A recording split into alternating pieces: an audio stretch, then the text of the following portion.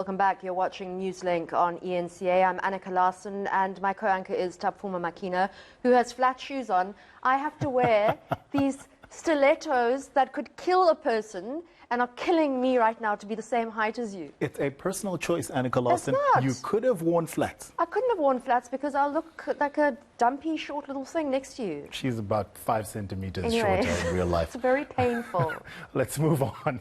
More than 500,000 teachers and school staff are next in line to get vaccinated. 300,000 doses of the J&J vaccine arrived in the country on Friday, with more doses expected soon. The process begins tomorrow across the country. Teachers have been urged to attend school to ensure a successful rollout plan.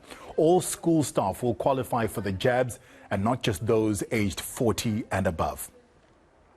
Well, Basic Education Minister Angie Motshekga says schools will remain open, but some teachers' unions are opposing the move.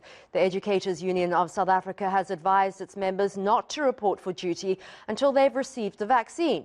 The unions vowed to shut down schools if the Education Department doesn't close them.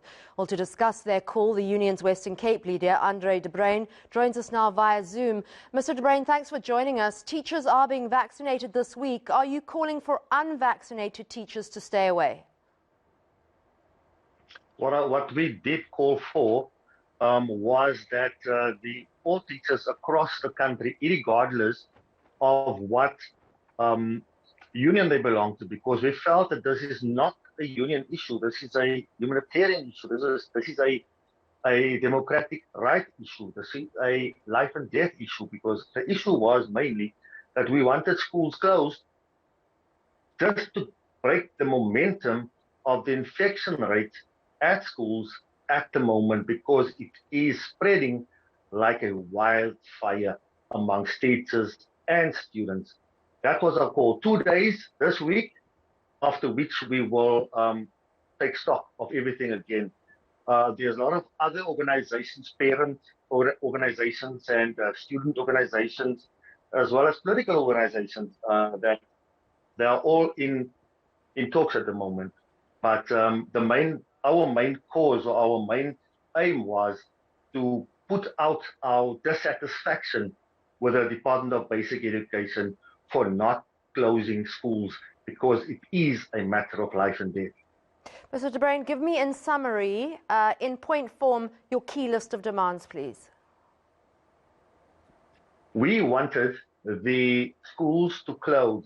We actually wanted the Department of Basic Education to just move the holidays forward. Let's say we are supposed to be in schools up till the 8th of July.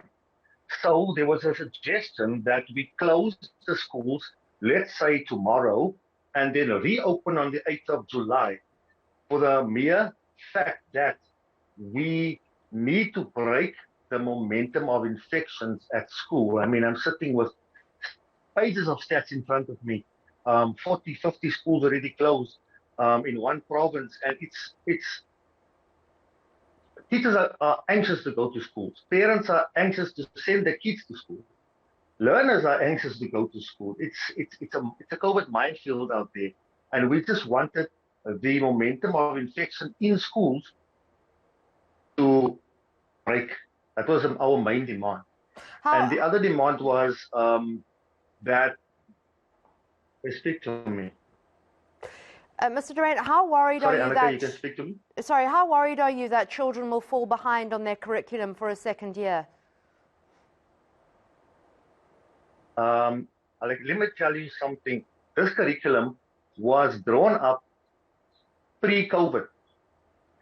So the curriculum does not address issues of COVID in an abnormal society, and does not address our main focus of going into 4IR at this stage. So this curriculum, which is outdated, let me call it outdated.